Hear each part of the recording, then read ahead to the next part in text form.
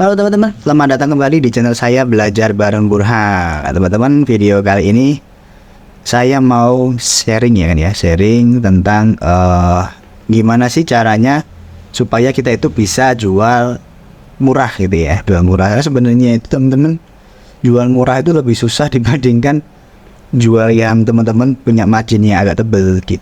Kenapa? Ya karena beberapa hal tuh ya yang teman-teman harus pertimbangkan. Itu kan ada operasional, ada pengadaan barangnya, pengadaan stok, modalnya. Jadi karena harapannya itu kan ketika kita itu mau jual murah itu ordernya harus tinggi gitu ya. Ordernya harus tinggi. Misalkan nih, kalau kita misalkan kuadran itu dibagi.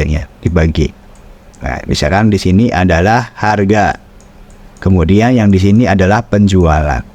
Berarti ketika di bagian sini, ketika harganya itu tinggi, kemudian penjualannya itu tinggi, oke ya. Wah, ini idaman banget ya kan, startnya di sini. Kemudian di sini, ketika harganya itu tinggi, kemudian penjualannya itu rendah.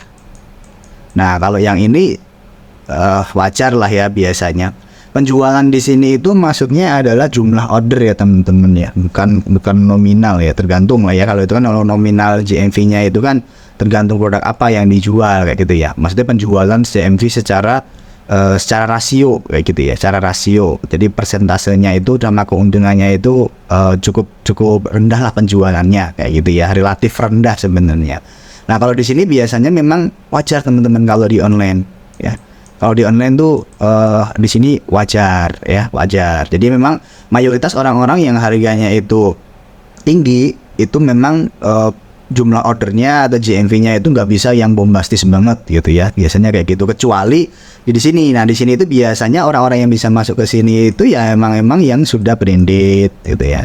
Emang barang branded. Kemudian teman-teman itu punya unique product. Nah, itu bisa di sini. Unique produk yang teman-teman itu tidak terlalu banyak kompetisinya, tapi itu dibutuhkan orang banyak kayak gitu. Wah, itu kalau bisa nemuin hal kayak gitu tuh bisa masuk ke start sini. Kalau yang di sini ya yang wajar-wajar aja gitu ya, yang wajar-wajar. Biasanya ya ada beberapa produk ya teman-teman emang ambil marginnya lebih tinggi. Ya bisa terjadi penjualan, tapi biasanya frekuensinya cukup rendah gitu ya. Nah, di sini itu harganya rendah, tapi penjualannya tinggi teman-teman. Nah, penjualannya tinggi ya. Ini apa namanya ya, banyak yang paling banyak ditemuin saya itu kayak gini ya, banyak. Ini banyak banget kan, banyak. Nah, kalau yang di bagian sini, kuadran yang sini itu kan dia penjualannya rendah, harganya rendah, tapi penjualannya juga rendah gitu ya. Penjualannya juga rendah gitu. Wah, ini zong nih teman. Ini zong. Teman-teman kalau sampai main harga rendah tapi penjualannya rendah, wah itu mending segera dibenahi teman-teman. Entah produknya apakah udah benar-benar promosinya dan lain sebagainya. Itu bahaya banget. Makanya kalau kita mau main harga rendah, itu yang berarti kita mau main di segmen-segmen sini kan. Kita mau main di segmen-segmen sini. Nah, di sini ya. Di sini sama di sini nih. Tapi pilihannya, harapannya itu adalah kita kalau misalkan teman-teman mau jual harga rendah, penjualan tinggi, harapannya teman-teman bisa masuk ke sini. Nah, teman-teman bisa masuk ke sini. Jangan sampai ke sini gitu ya. Jadi itu resiko pertamanya itu adalah teman-teman nanti salah position gitu ya.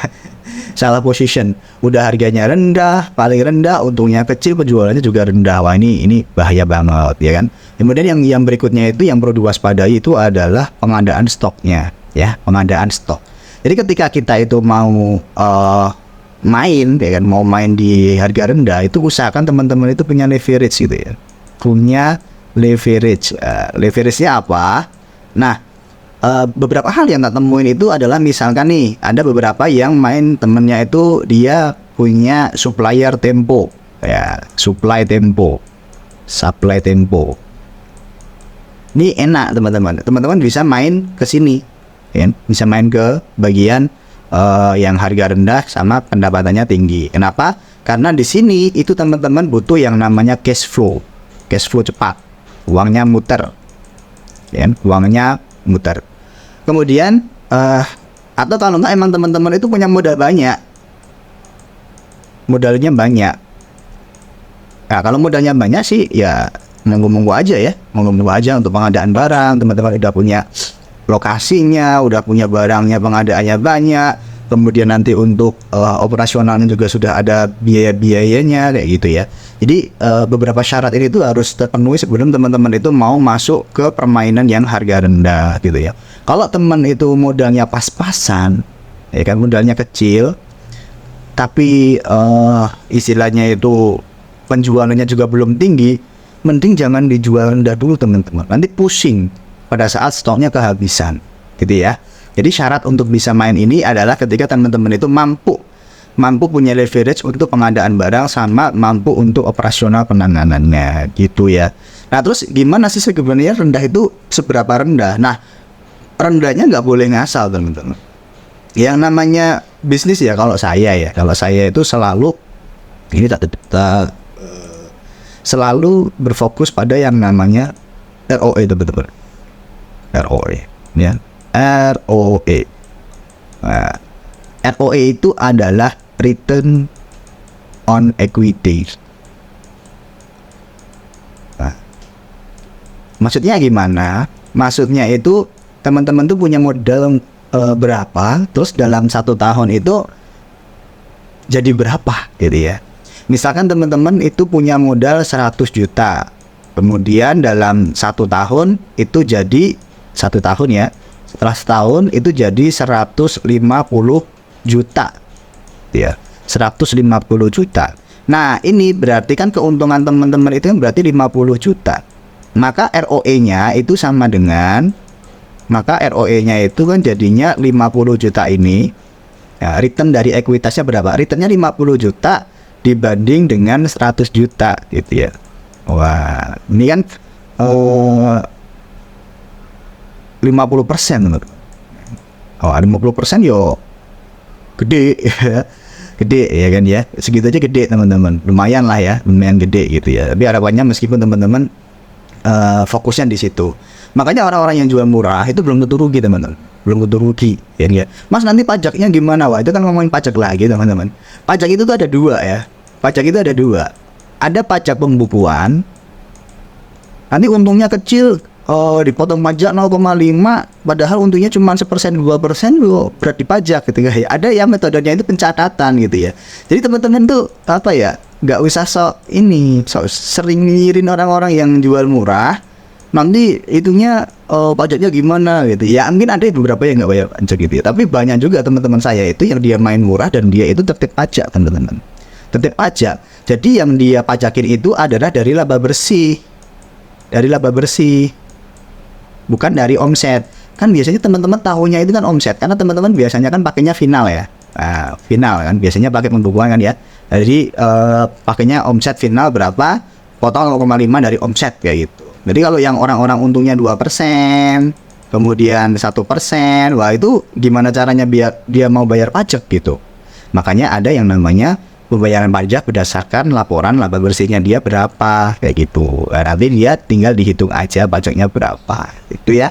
Jadi nggak ada masalah, tetap ada solusinya.